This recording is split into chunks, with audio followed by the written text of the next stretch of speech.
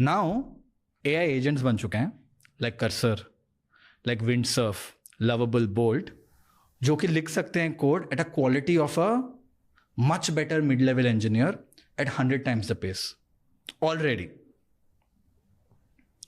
जो IT industry अपना बना था इंडिया में, US and first world countries needed people who can write a lot of code at a cheaper price. At a cheaper price, because वहां के लोग बहुत एक्सपेंसिव है. GDP पर capita is so high that you cannot hire people at that scale.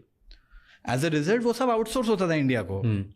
अभी जो code है वो ह्यूमंस को आउटसोर्स करने की जरूरत ही नहीं है, क्योंकि because AI can write most of the code already. I'm not quoting this, by the way. Anthropic का जो CEO है, उसने बोला by end of this year 90% of the code will be written by AI, and very soon almost all the code will be written by AI.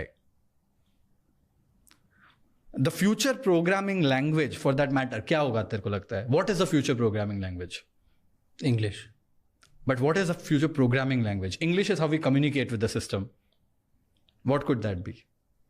The way we communicate with the system is going to be English in form of prompt engineering. You can call it the human programming language. But the real programming language that's going to be in the back end is going to be something जो हम humans को समझ में नहीं आएगा.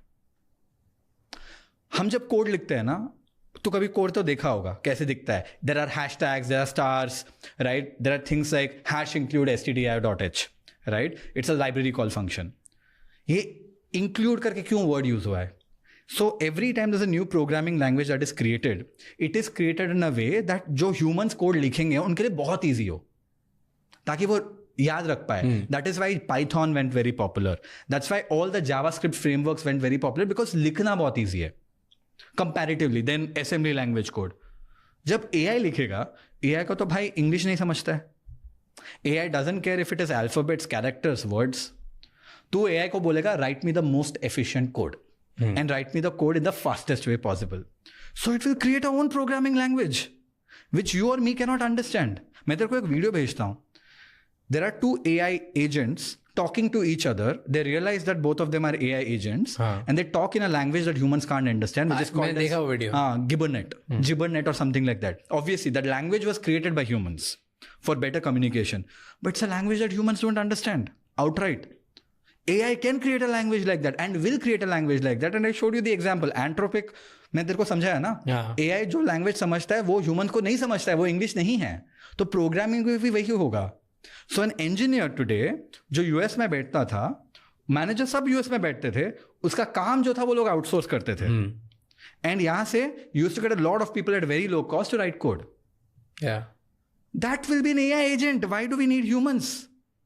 वो जो वहां बैठ रहा है उसको 250K मिल रहा है to manage 20 people. He'll manage 20 agents. Okay, सबका जॉब नहीं जाएगा, but maybe you'll need 10 people because these companies will also adapt AI.